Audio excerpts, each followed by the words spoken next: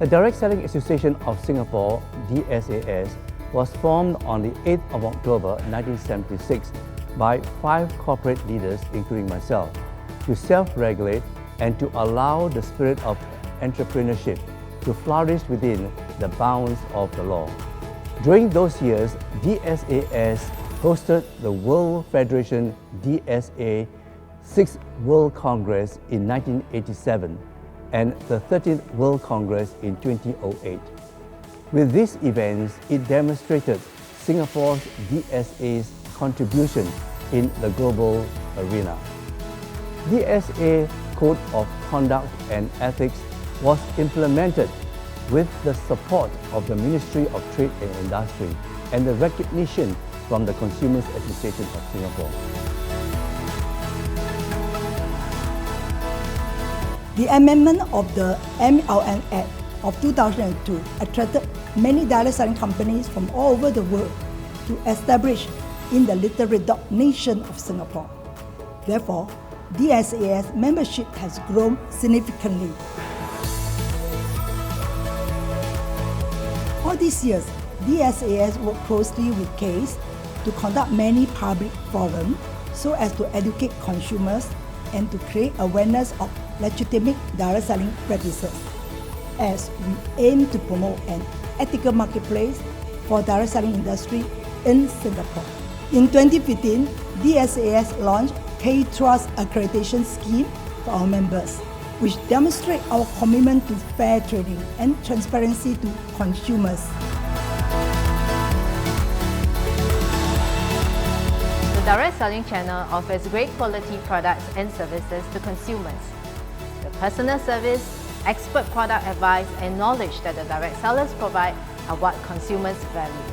In addition, the direct selling channel is an avenue that empowers aspiring entrepreneurs the opportunity to own an independent business with low startup costs and overheads. It empowers them to build a business within their own terms and time, and in the process empower and uplift many more lives.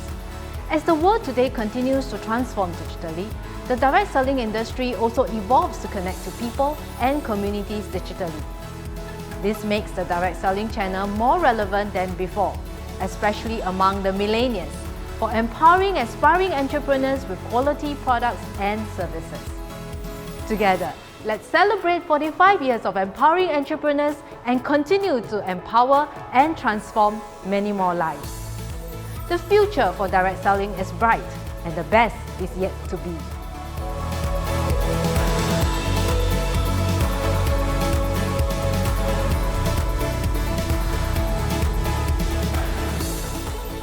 Congratulations to DSAS for 45 years of support and advocacy for the direct selling industry in Singapore.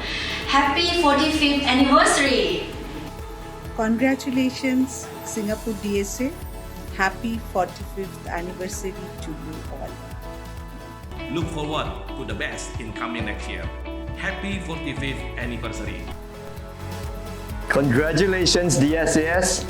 Happy 45th anniversary. Greetings from the Philippines. To all our dear colleagues and friends in the Direct Selling Association of Singapore, happy 45th anniversary. Hi, cheers to the future achievements and the past glories. Happy 45th anniversary to Direct Selling Association of Singapore. Hello DSAS, congratulations on the outstanding performance. I believe you have a successful anniversary virtual conference. All the best from ITVSC Vietnam. Happy 45th anniversary! Congratulations and my best wishes to everybody in DSC Singapore. We at DSC Myanmar hope to follow in your lead to greater success and many more achievements in the future. Happy anniversary, Singapore DSC. Thank you.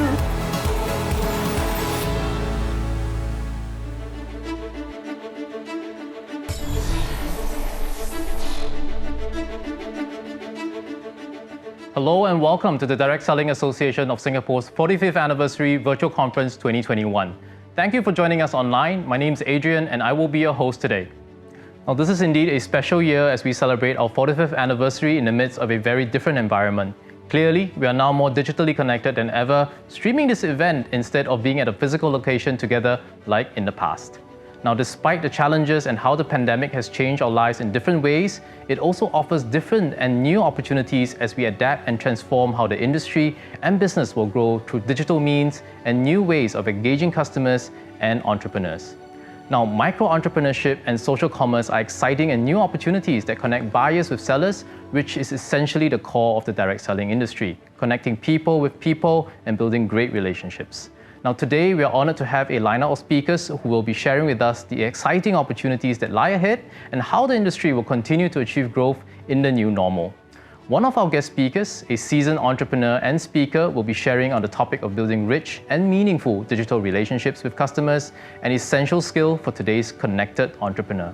Now, I'm looking forward to the sessions ahead, and I hope that you'll find them insightful and motivating. Now, to start off our event proper, allow me to introduce our first speaker, Ms. Neo Chui. Ms. Neo was appointed as Chairman of the Direct Selling Association of Singapore in 2018. Prior to that, she served as the first Vice Chairman of the association. As Chairman of the DSAS, Ms. Neo is focused on working with partner companies to achieve the mission and vision of the association, creating an ethical marketplace for the direct selling industry in Singapore, with robust industry standards, achieving strong consumer assurance and satisfaction. Ms. Neo is the General Manager of Nu Skin Singapore and has over 18 years of experience in the direct selling industry. She's a passionate advocate for entrepreneurship and the direct-to-customer platform. Ladies and gentlemen, please welcome Ms. Neo Chui. Thank you, Adrian. A very good afternoon or good evening to all joining us digitally today as we celebrate the proud milestone of our 45th anniversary of the Direct Selling Association of Singapore. To kickstart this celebration, and on behalf of DSAS, allow me to extend our greatest appreciation and thanks to our guests of honor and distinguished guests for gracing our event. We have with us President of the Consumers Association of Singapore and Member of Parliament for Radimas SMC, Mr. Melvin Yong.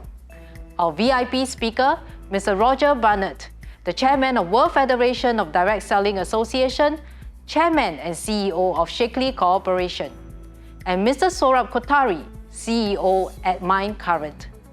We would also like to give special thanks and recognition to the Singapore Tourism Board for co-sponsoring today's event. Thank you for taking precious time off your busy schedules to partake in our 45th anniversary event celebrating and empowering entrepreneurship. The DSAS was formed in 1976 by 5 corporate leaders to self-regulate and to allow the spirit of entrepreneurship to flourish within the bounds of the law. The amendment of the MLM Act of 2002 attracted many direct selling companies from all over the world to establish their businesses in Singapore. DSAS is an affiliate of the World Federation of Direct Selling Association, WFDSA. And we have hosted 2 WFDSA World Congress in 1987 and 2008, and with these events, demonstrated Singapore's role in the global arena. DSAS also interacts regularly with other direct selling associations, particularly those in the ASEAN, to learn best practices. The DSAS memberships have grown significantly since then, and to date, we have a total of 27 member companies, including some global well-known brands and public-listed companies.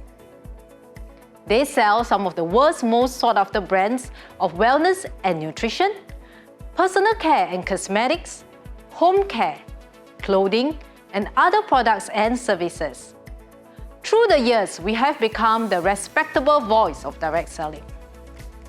The DSAS mission is to establish industry standards, ensure consumer assurance and satisfaction, and to enhance positive perception for the direct selling industry. Our vision is to promote an ethical marketplace for direct selling in Singapore. We uphold this mission from the beginning till now and will continue the great effort. With a common goal to protect consumers' interests, we have an excellent partnership with the Consumer Association of Singapore, CASE, to conduct numerous public forums to educate consumers and assure consumers that their interests are protected when they buy products from DSAS member companies. DSAS is proud to have been awarded with Friend of Case Award by Case at their 40th anniversary in 2011. And in 2014, DSAS launched the joint DSAS and Case Trust accreditation scheme for our member companies who demonstrate strong commitment to fair trading and transparency to consumers by having ethical and good business practices in place. As the saying goes, satisfied customers make us happy, and we want to build long-term relationships with our customers. We share a common goal with Case and continue to collaborate strongly with Case to protect consumers' interests, enhance consumer confidence and satisfaction. As the world today continues to transform digitally, the direct selling industry also evolves to connect people and communities digitally. This makes the direct selling channel more relevant than before, especially among the millennials, for empowering aspiring entrepreneurs with quality products and services. Last but not the least, I would like to take this opportunity to thank Ms. Amanda Koch, the chairperson of this event committee and her team, the DSAS ESCO committee, and the 27 member companies for coming together to make this event happen. Let's all unite towards our shared aspirations and goals to empower and transform more lives. The future for direct selling is bright, and the best is yet to be. I look forward to many more years of empowering entrepreneurship with all of you. Thank you, and have a great event with us. Thank you, Chewy. Now, the theme of the 45th anniversary of DSAS is focused on how the direct sales opportunity has over the years made such an impact to many facets of individual lives and the community. Importantly, we're excited of how it will continue to create a positive impact in the years ahead. Next, we are honored to hear from our guest of honor, Mr. Melvin Yong. Mr. Yong has been elected President of the Consumer Association of Singapore on June 2021, succeeding Mr. Lim Biao Chuan. He's the Member of Parliament for the Radin Mas Single Member Constituency, Assistant Secretary General of the National Trade Union Congress, and Executive Secretary of the National Transport Workers Union. Now, he was first elected to the Case Central Committee in June 2018 and was appointed to the role of Vice President in November 2019. As chairperson of Case Consumer Empowerment Task Force, he oversaw 2 projects that empower consumers to make informed purchasing decisions. Now, one of the projects, the Price Kaki app, gives consumers easy access to in-store retail prices and promotions of common household items, groceries, and hawker food. Ladies and gentlemen, let's now hear from Mr. Melvin Yong. Ms. Neo Chow Yi, Chairman of DSAS, Executive Committee members, distinguished guests, ladies and gentlemen, good afternoon, and thank you for inviting me to be part of your 45th anniversary celebrations today. The Consumer Association of Singapore and the Direct Selling Association of Singapore have a long history together. In the 1970s, Case received many complaints against errant salespersons in the direct selling industry.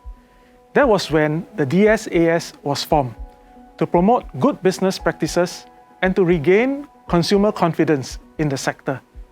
At the inauguration ceremony, then President of DSAS, Mr. Thomas Heng, had pledged to work closely with Case to address unfair practices and protect consumers' interests.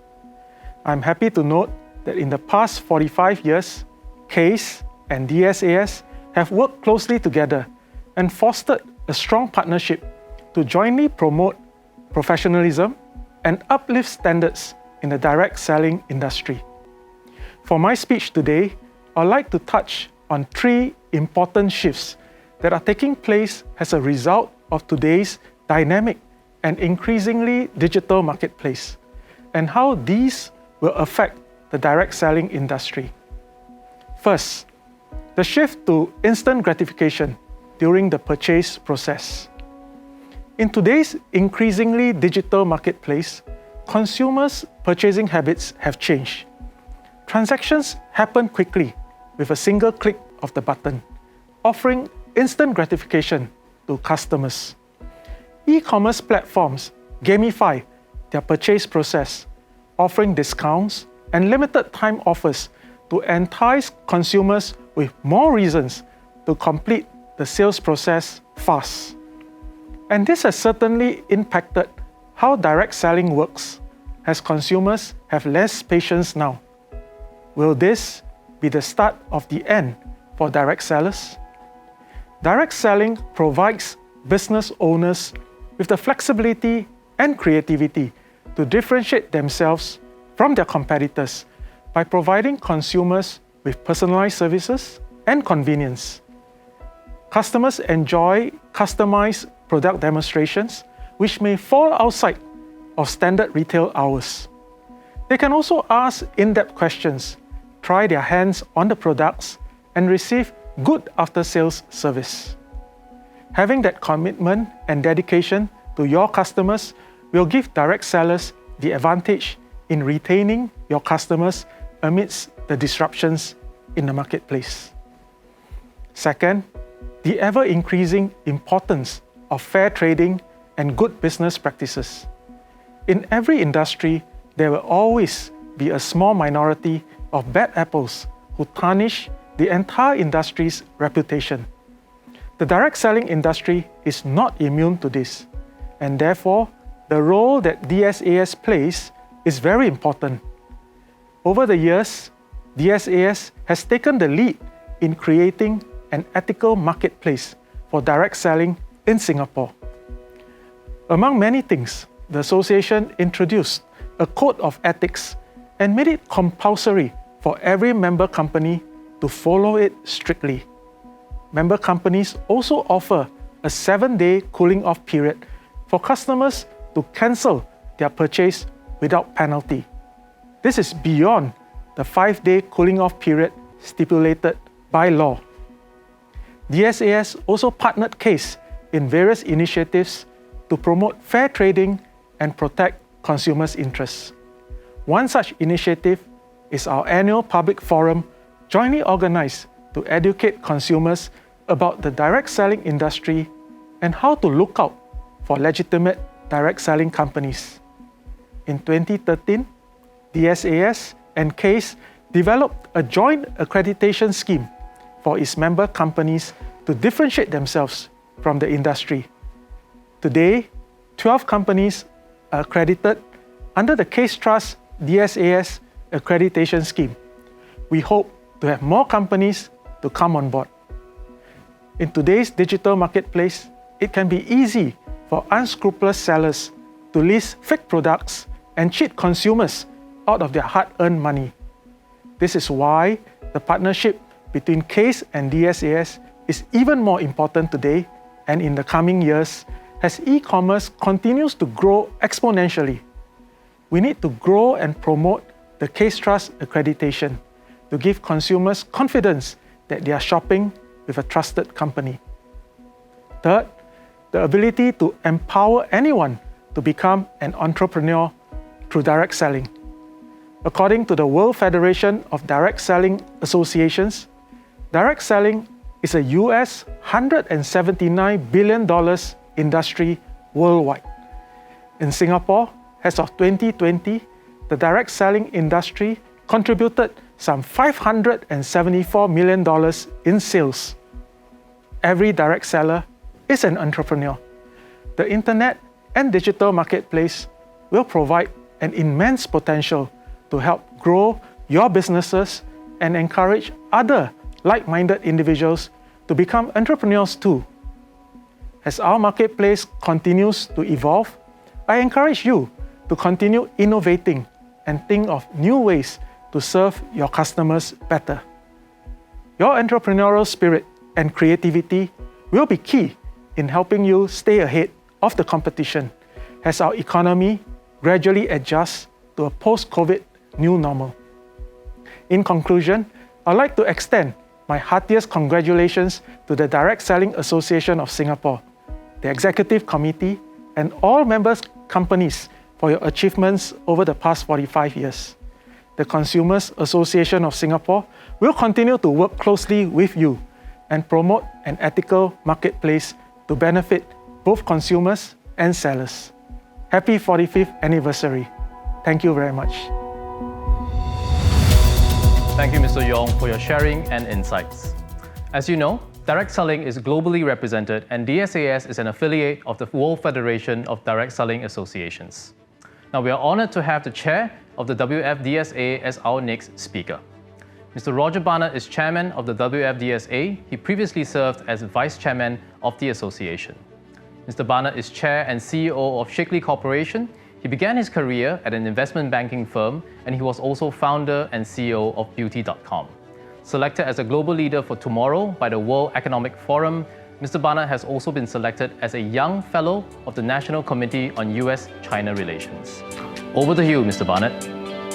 Thank you, Ms. Neo Shui, for providing me with the honor and privilege to address the Singapore DSA during this memorable and joyous occasion, the celebration of your 45th anniversary. The Singapore DSA has been an important member of our direct selling industry and our WFDSA family. It has upheld and exemplified the standards that are critically important to the future and well-being of the direct selling industry. We are proud that DSAS members are well recognized by consumers and by CASE. We applaud you and we thank you for all that you have done. In 2020, our world was turned upside down by the COVID pandemic. Millions lost their lives, and the health and livelihood of hundreds of millions of others were deeply impacted. If ever there was a disruption, it was this pandemic. It changed our perspective on health. It changed how we work, how we live, how we interact with another, and how we shop. The pandemic also brought a sharpened focus on disparities in the quality of life that are based on income, on gender, and on race. And while it's challenging to say that there is anything good that came from a global pandemic, there was a renewed sense of how we are all interconnected, sometimes for worse, and also for better. Many of us reevaluated our personal relationships to focus more on what really matters to each of us. We saw many great acts of altruism, and the pandemic also accelerated the future, particularly with advances in technology and the digital economy. The future of where the world is going, the future of where our industry is going, and most importantly, how important the direct selling industry can be to redefine the future livelihoods for hundreds of millions of people. Now, livelihood is a very interesting term.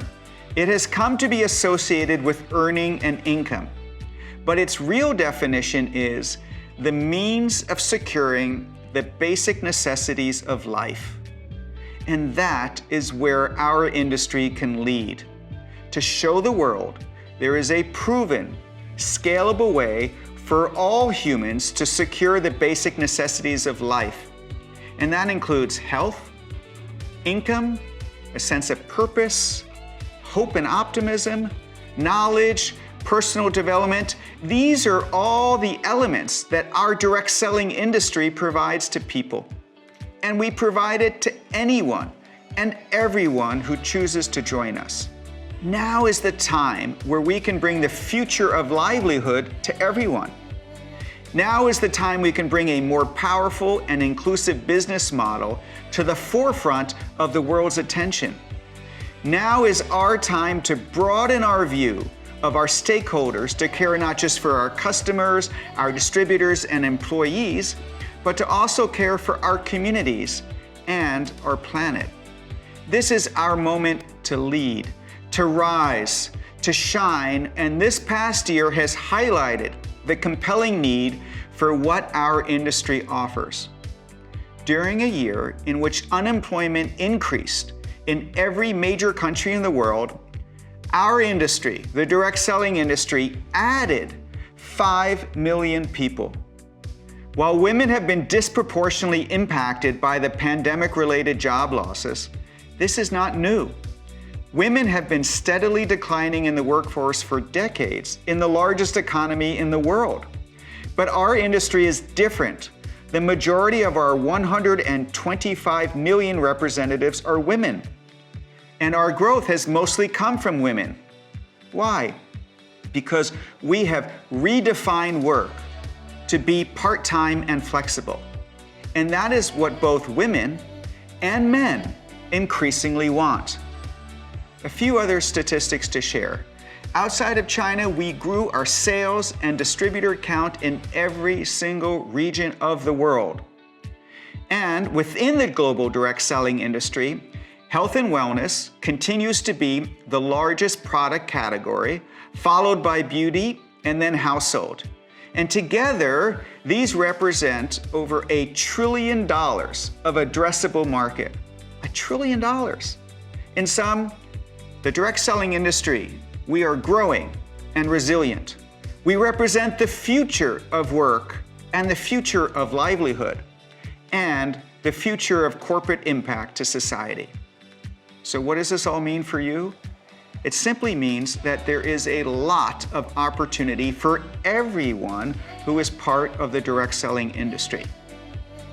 But we must never rest on our past. We must always embrace the future. Last year, we had the highest level of sales and the most number of people in the 100+ year history of the direct selling industry. And that is precisely why now is the right time to reimagine, reinvent, and redefine what our industry is. That is how we will ensure that we will continuously set new sales and impact milestones and grow for decades to come. So what do I mean by reimagining, reinventing, and redefining our industry? Well, we need to reimagine what it's like in a digital world to build a direct selling business. Today, more than 1 out of every 4 human beings on our planet are connected through some sort of social media platform. In every country, the percentage of retail sales that are made through e-commerce is growing. And there are billions of people who have a mobile phone, providing instant access to information right in their hands. And increasingly, e-commerce is shifting to social commerce. And that is what our industry pioneered more than 100 years ago. We, the direct selling industry, have the opportunity to deploy these digital technologies in a way that significantly enhances and expands the earnings opportunity for our representatives. But we also need to continue to create community and connection in both a digital and physical medium. Reimagining how we create community in a digital world is an important and exciting challenge. Just as companies whose employees are working remotely must solve this issue, it is even more fundamental for our industry to do so. And when we do, we will provide even greater connection and support to millions around the world. We also have to reinvent our notions about who is a direct seller. Entirely new global industries have been created in the last 10 years as a result of the technology behind the cell phone and the needs for hundreds of millions of people to earn a flexible part-time income. This is called the gig economy in the United States. But marketplaces for buyers and sellers of services have cropped up in virtually every free market economy in the world. And these industries have created clear and simple propositions of associating specific actions with clear and specific and simple compensation. So by reinventing who is a direct seller and how they get rewarded, we can expand our industry and include more people in our future. And finally, we need to redefine the conversation about what direct selling is and what our impact is. As companies, we can elevate our reputation and demonstrate our positive social and economic impact to the countries and societies in which we operate.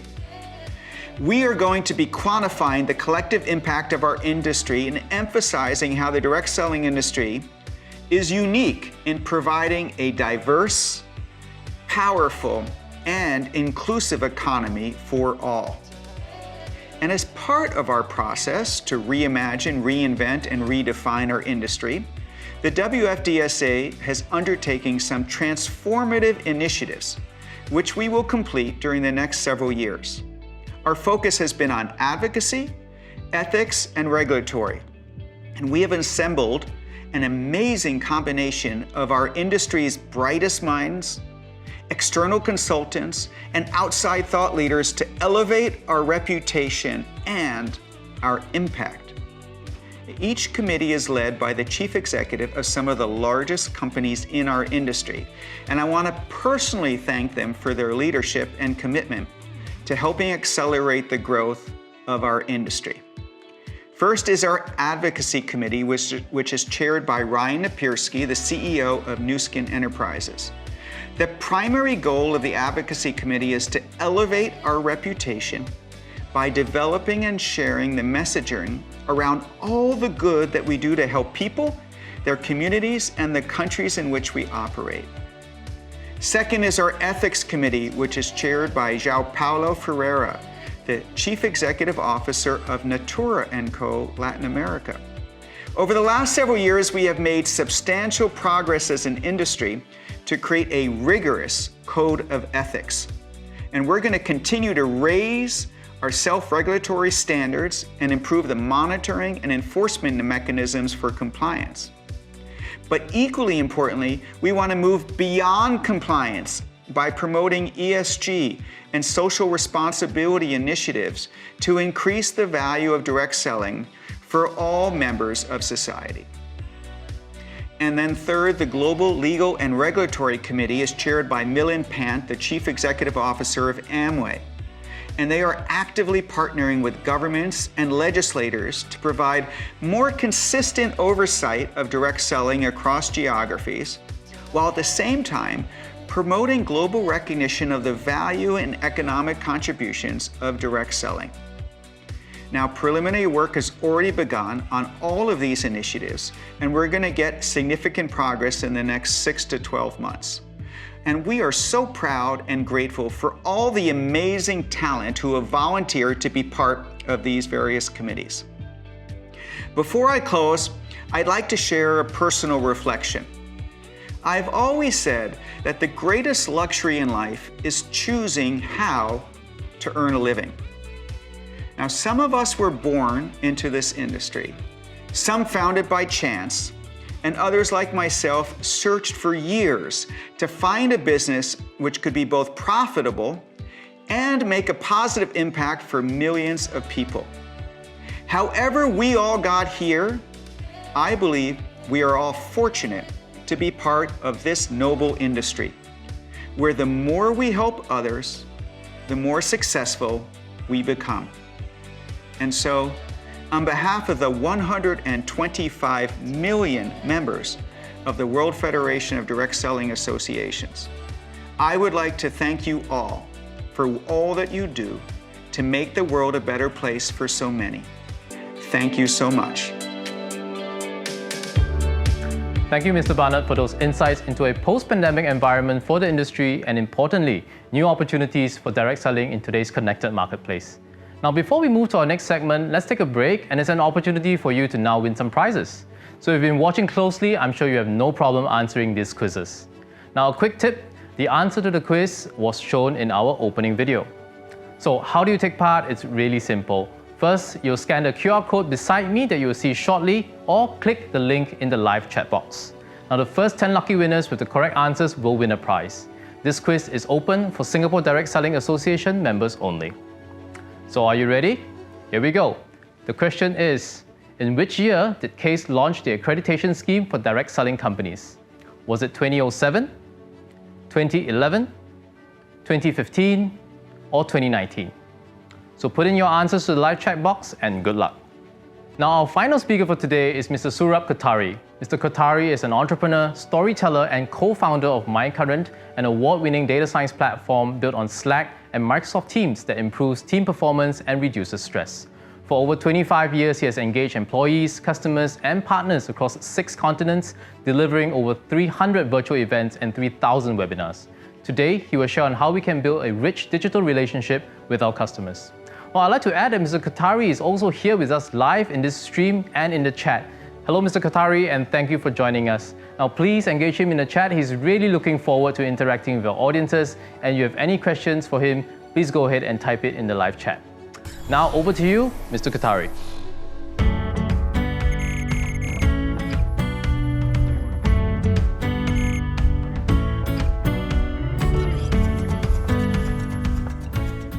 Hi there. In 2017, only 4 years ago, there was a pretty large survey done by the 5th largest insurance company in the world, Willis Towers Watson. Some of you might know them. And the survey asked that over the past 2 years, it's a long time frame, over the past 2 years, in 2017, how many people had experienced severe stress, anxiety, or depression? This was well before COVID. Less than 1/3 of people said that they had experienced that. All right, last year, a similarly massive survey was done by Gallup, and the findings are very, very different. Instead of asking over the past 2 years, they were asking who has been struggling with severe stress on a daily basis, almost every day. And the results are really frightening, right? We're looking at more than 70%. On a workforce level, 80%, 4 out of 5 people are checked out or disengaged. Your customers are struggling to focus, to perform, to stay optimistic, to stay positive. And it's having a huge impact on their work and their lives. So it's important to understand this as we start to embark upon how we're going to build digital relationships with them. We first need to understand where they are. So, how do we do this? You might be wondering, your organization knows leaders across the world. You could have had anybody present this session and talk about what we're going to talk about today. Why am I here? Well, my company, MindCurrent, is a data science platform. We use psychology to help teams improve their performance on a very gradual basis with full privacy. And over the past 2 years, we have been aggregating data on hardworking men and women, just like your customers, across 40 countries. So on a global basis, we've been doing this for many, many users. And so I would like to present the answer to what happened to us with data. What happened to your customers over the past 18 months? Let's start with what happened to them with work. And it's not uncommon to see a certain amount of stress level for managers. It's just sort of what you expect. But what is very interesting in the past 6 months is that the stress level for your customers has gone up significantly for coworkers. How they feel about the people they work with. Okay? This is going to lead into their stressors on a personal level. Stress in their personal lives, again, there's things here that are not that surprising. If any of you are married, I could probably ask you, tell me 3 things that you'd like to improve about your spouse right now. And you could tell me immediately, right? Partners or spouses have always been sort of a high level of stress. It's just the way marriage goes. If I asked your spouse, they could probably tell me 10 things that they could improve about you today. But what is really concerning are the stress levels that we're seeing around body and health, and most importantly, the stress levels that we are now seeing for your customers, right? For hardworking men and women around their own thoughts. There's something to be noted here. The increase in stress on a personal level isn't just for introverts who tend to think more and acknowledge more the stress around their thoughts. It's also for extroverts, and it's at a very high level. There's a great degree of stress that people are feeling about the uncertainty or the fear, or really feeling a sort of loss of purpose, okay, and belonging. Now, before we move into how we can build from where they are right now with what they're struggling with into rich digital relationships, let's take a look at the data from just a physiological level as well. In a nutshell, sleep has been destroyed in the past year. People are not sleeping very well, they're sleeping much less, and they're also not sleeping very well through the night, okay? And what they're doing to compensate for this sleep is they're consuming more coffee and tea and less water, which has quite a severe, significant impact on their ability to focus and their ability to make good decisions. It's also harder for them to manage their emotional regulation when you're dehydrated and you're tired, okay? It's going to be harder for them to build relationships, especially online with you, than if you were meeting in person. And the last thing we need to look at is exercise. And more broadly, I'd like to step back and look at movement. We're finding that your customers are not moving nearly enough. I mean, let's put exercise aside. Many of them aren't even moving for 5 or 10 minutes, walking around for 5 or 10 minutes a few times each day. Let's face it, sitting or standing in one position or one place for 8 to 12 hours a day is not natural. It's not what the human body was built to do. And this is creating a lot of stress, these unhealthy routines around movement, around the changes in diet and hydration, and the severe impact that all of this is having on sleep. Now, if you're like me, you're probably feeling like, I just want to help my customers with this, right? You have this urge to want to help them so they can feel better and they can enjoy their life more and also perform better with their work. I get it. I feel the same way. But before you can help your customer, right, we have to do one other thing.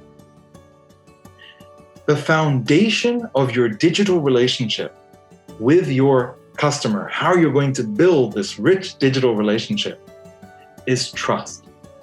First, we need to figure out how to build trust with your customer digitally.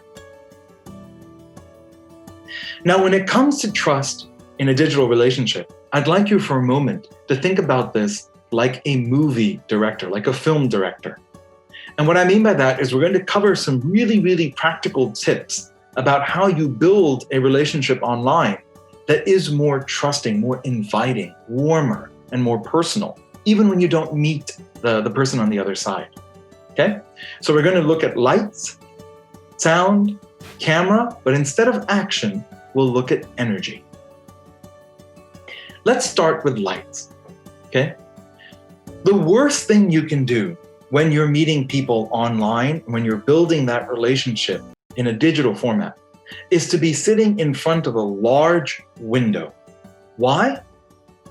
There is no source of light on Earth that can compare to the light of the sun. So no matter how much you try to light yourself from the front, if you're sitting in front of a window during the daytime, you're fighting a losing battle. You're going to come across as a dark silhouette, as if you're in some sort of witness protection program. And you may not realize it, but subconsciously you're presenting yourself as if you are hidden, which is a poor emotional message to send to the person on the other side. Why are you in the shadows? What are you hiding? Why are you hiding from me? They're not going to say it. They're polite. But this is psychologically what we think. So you've got to move away from in front of the window and make sure that you are facing a window. If you can't have a window in front of you, right, then at least have it to the side. And make sure that you have light facing onto your face and the rest of your body. Try not to use harsh lighting, okay? When you're meeting people online, when you're building relationships digitally, use soft lighting, either with a filter in front of the light or just soft lighting for the bulb or the light itself, okay? Try to balance your light. The less shadows that you have on your face or your persona, the warmer, more inviting, and the more trustworthy you appear. At the same time, I'm not asking you to wash your face out. We need to see the color of your skin. We need to see the color of your eyes, right? We want to see detail. But you do not want to be sitting in harsh light, and you do not want to be sitting in the dark when you're building online relationships with your customers. Now from lights, let's move to sound, okay? The quality of sound when we are connecting online is arguably the most important thing in building a relationship. From a technical perspective, it is so much more important than what you see on the camera. And why is this, right? Because the human voice is so important to how we build relationships. Also from a practical perspective, right? If you lose connectivity or your bandwidth drops and you lose your video for whatever reason, or maybe you're just talking to your customer for a few minutes on the phone, there is no video. The quality of your voice, the clarity of your voice is very, very important to build that trust and to make them feel like they're comfortable discussing what you want with them. Invest in a good microphone. It's well worth it if you don't have one for your computer or your laptop or whatever you use to connect online. There's another thing about sound that we need to understand, okay? If you can't hear the other person, it's very hard to understand them, and it's really, really difficult for them to focus on what you're saying and what you're trying to propose or how you're trying to help them if they can't hear you. They can't focus if they can't hear you well, okay? Another thing about the sound of our voices is that there's an innate connection to our psychology. Humans actually start recognizing human voices before we're born. We recognize the voice of our parents, our mother, and our fathers, if they're around during pregnancy, before we are born. It's very comforting to us. We trust those voices. So being able to speak slowly, being able to speak with authenticity, with honesty, okay, and speaking in a more even tone is very helpful for building trust. When you speak too quickly and you're trying to jam everything in, especially if you use jargon and you're not giving the other person a chance to think or let alone to speak, it really seems like you're trying to convince yourself, which means, wait a second, I can't trust this person. They're trying to convince themselves. Why are they trying to convince me, right? Practice your voice, practice the way you present. You have plenty of time to express what you need to your customer. Slow down, be clear, be compassionate, be considerate in the way that you're speaking. Don't rush when you are speaking to your customer online.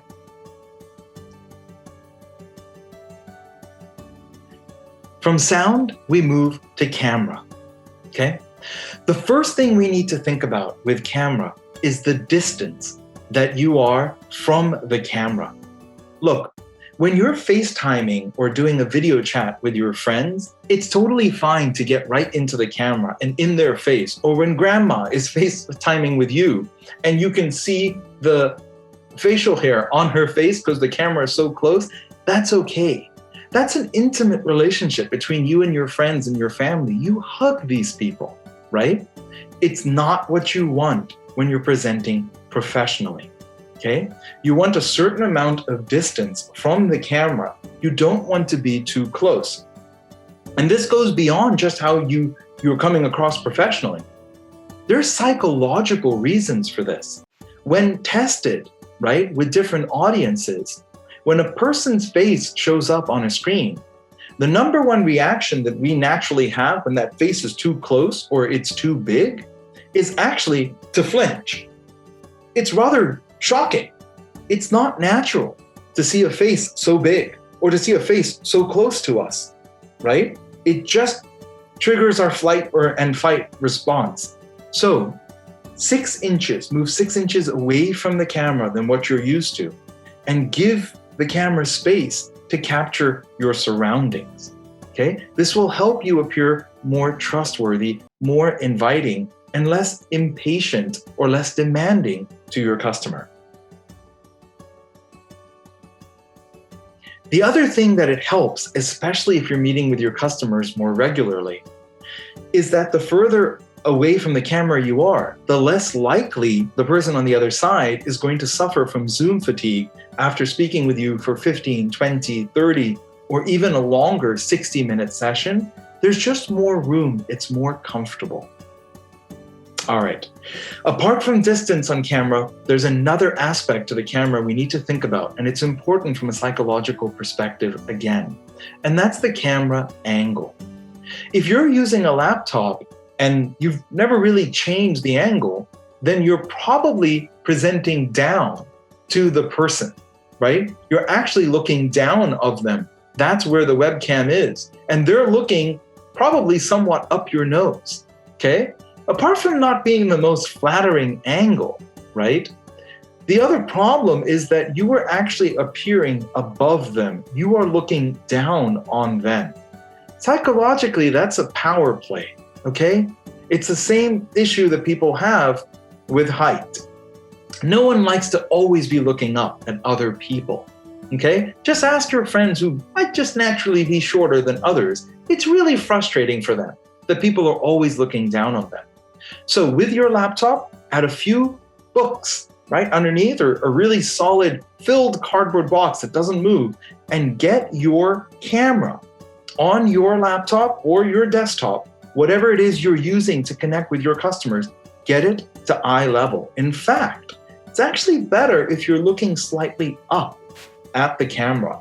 This will not only help you look up to your customer as you build relationships with them, it also maintains better posture for you.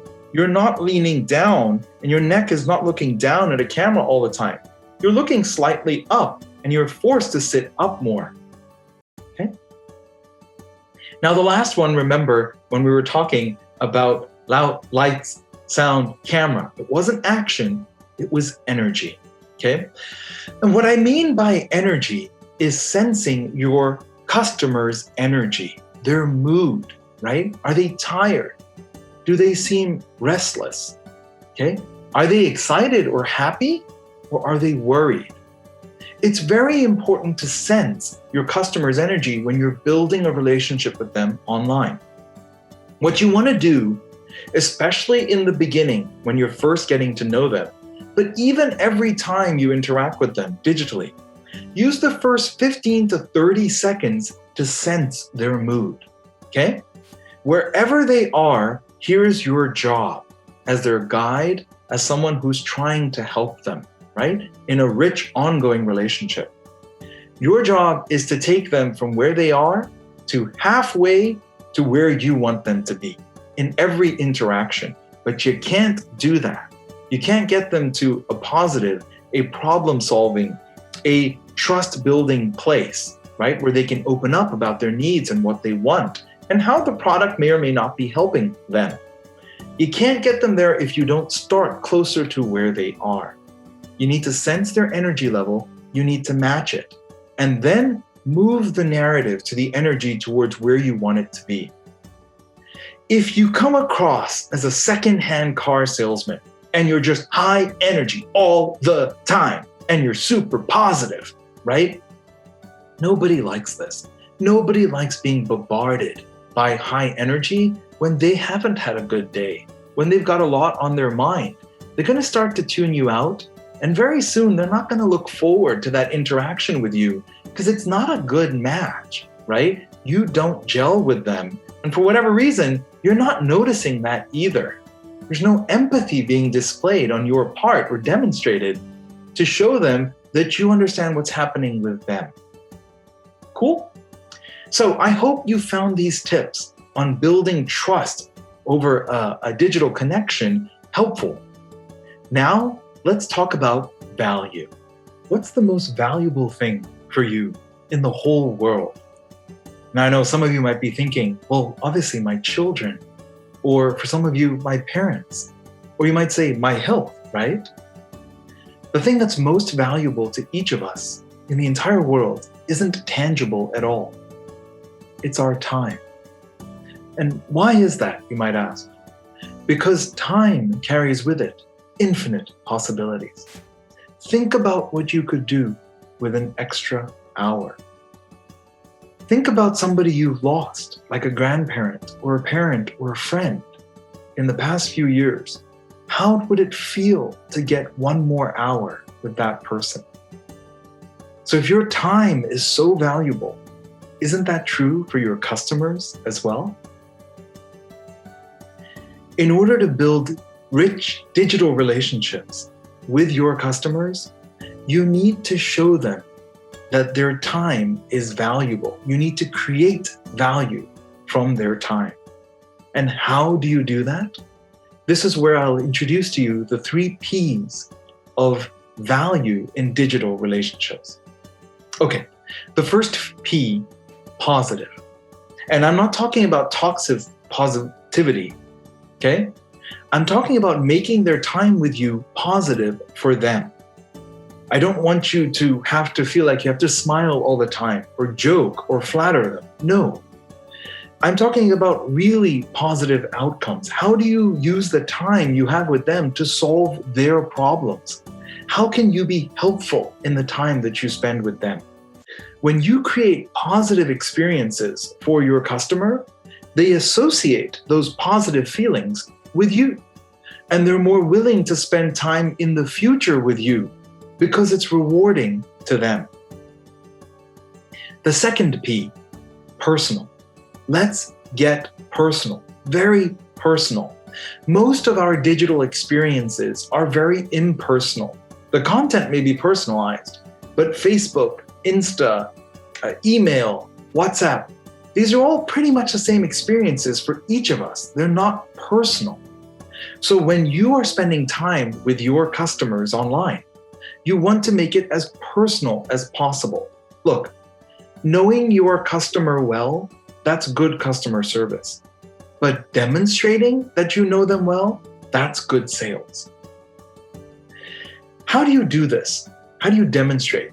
Instead of asking me how my family is, ask me how Neela is.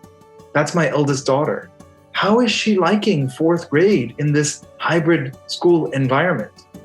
You ask me that in the first minute of our meeting, and you've already won me. I'm ready to listen to you, trust you, and go where you want to go because you're demonstrating that you personally know and care about me, that the time we're spending together is my time. It's about what matters to me. Most people don't want to learn about your product. I'm sorry. They don't even really want to learn about you or your leadership. What they're most interested in learning about is themselves and what is going to happen for them in the future, their future self.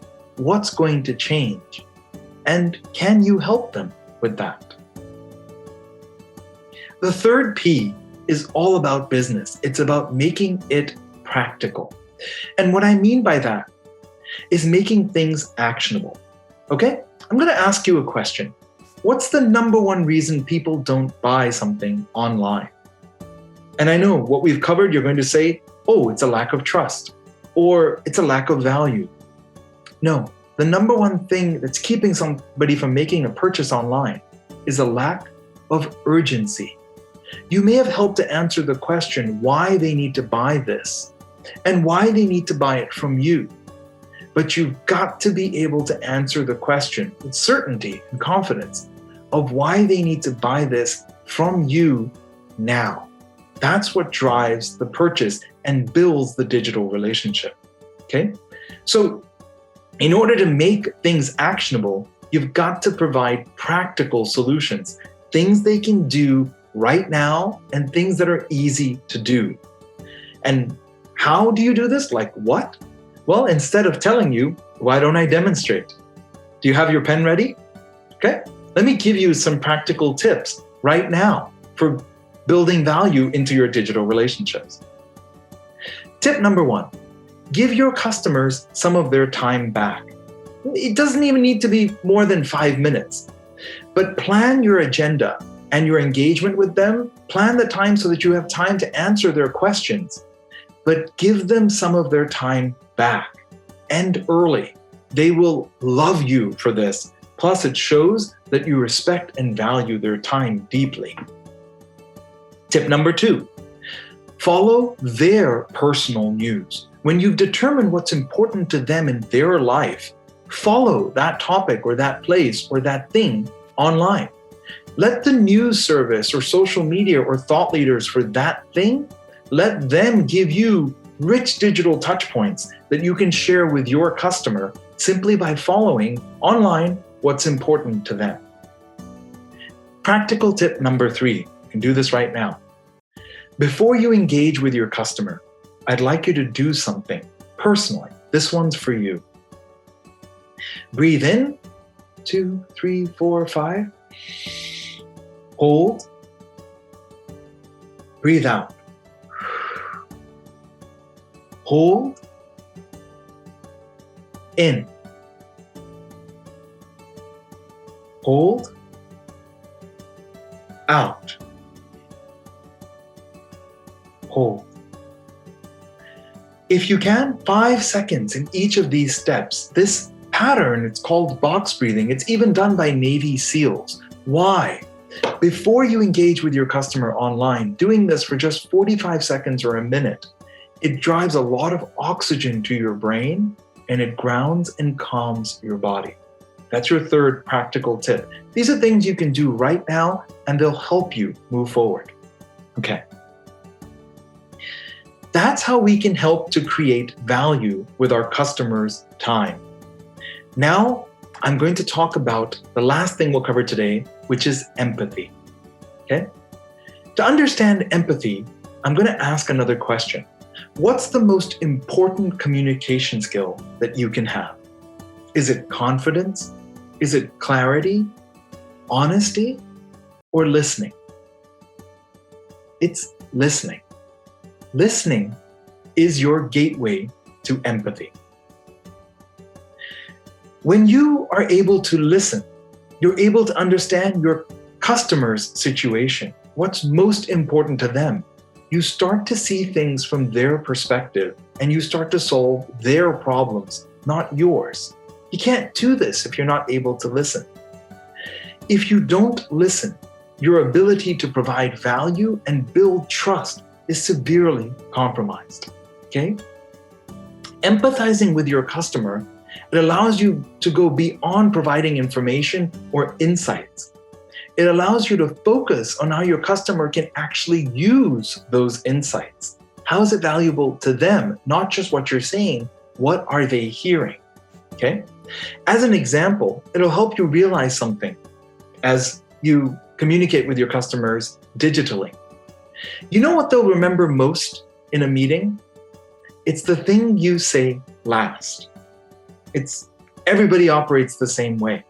The way you end the meeting will be the thing that's most memorable for them. So make sure you end strong and you end with demonstrating empathy, creating value for them, not about yourself. Okay? And make sure the actions you give them at the end of the conversation or meeting are clear and easy. Okay? That's how we work through value and we work through empathy in building rich digital relationships with our customers. Now, I'd like to end, our time together by telling you a little bit about myself, just so that you feel comfortable reaching out with help across any of this as you build rich digital relationships. Even though I'm joining you from the West Coast of America, from Beaverton in Oregon, where Nike is based, I'm actually not from here. I'm like you. I grew up in Southeast Asia, specifically in Hong Kong and in Bangkok. And I've traveled many times through Singapore to KL and into Indonesia, beyond Jakarta, into Surabaya and Bandung and back. So when I talk about building digital relationships in Southeast Asia, in the region, this is something I know. I'm talking about my home, where I'm from. And I hope that you can feel the connection I have with you today and know that I am here to help. So please, reach out if you need anything. And I want to personally thank you for what you're doing. You're helping so many people live healthier, happier lives. Thank you so much. Thank you, Mr. Katari, for your sharing and for joining us in our broadcast today. I know we all benefited and have a much better idea on how to build a rich digital relationship with our customers. Now, with all the great content shared, it's now time for our second quiz. Now, if you've been taking down notes from Mr. Katari's sharing, I'm sure you have no problem to answer this next question. Just a quick recap on how to take part. Simply scan the QR code that you will see very shortly, and I'll click on the link in the live chat box. Now, the first 10 winners with the correct answers will win a prize. This quiz, once again, is only open for Singapore Direct Selling Association members. Are you ready? All right, here you go. Here's the question. What is the most important communication skill? Is it clarity, listening, empathy, or openness? Once again, your answers in the live chat box. Good luck, everyone. For 45th anniversary celebration this year, we're really honored to have the Singapore Tourism Board as an event co-sponsor. Here's a short video presentation of one of its latest initiatives.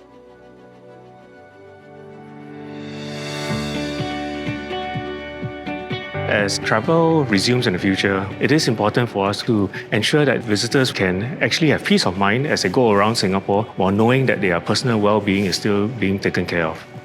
So it is important to relook and recreate how itineraries can be designed.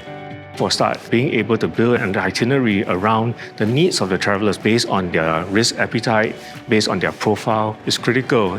Secondly, all the itineraries have been done such that it takes in consideration our safe management measures. Thirdly, in terms of movement of visitors, they'll all be moving via private transportation. And last but not least, all our tourist guides have been trained to offer concierge-like service so that they can offer that personalized bespoke experience.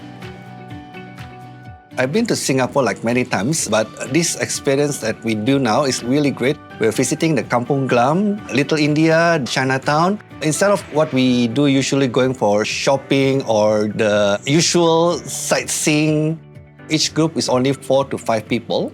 And then we walk around with only this group. The controlled itinerary didn't take away at all the fun part of the tour or the experience that we have here in Singapore. We get to experience going to Gardens by the Bay, to the night safari, and the Vespa tour was really a different experience. How I wish I have more time to actually explore more of the city using the Vespa. It's truly a very different and unique experience. The briefing beforehand was all very thorough, and I would say it was very unobtrusive. It was all very smooth, and I was very impressed because I came here wanting to see how it's done and to use Singapore as an example to the world and certainly to the UK to see how you can put these safe and healthy procedures in place but don't take away from the main experience.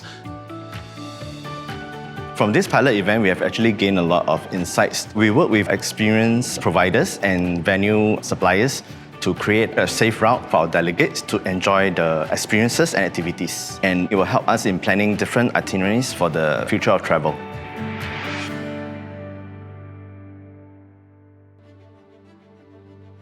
Now, in November 2020, Singapore successfully hosted ITB Travel Revive, the first international hybrid travel trade show in Asia-Pacific set amidst the global COVID-19 pandemic. Now, in addition to being streamed live to a global audience, the trade show was also attended by more than 1,000 local and international attendees. International visitors even got the chance to tour around Singapore safely. Since then, Singapore has piloted over 60 meetings, and the Singapore Tourism Board is optimistic about the future of the events industry. Here at DSAS, we look forward to working closely with the Singapore Tourism Board to make Singapore the top choice for business events.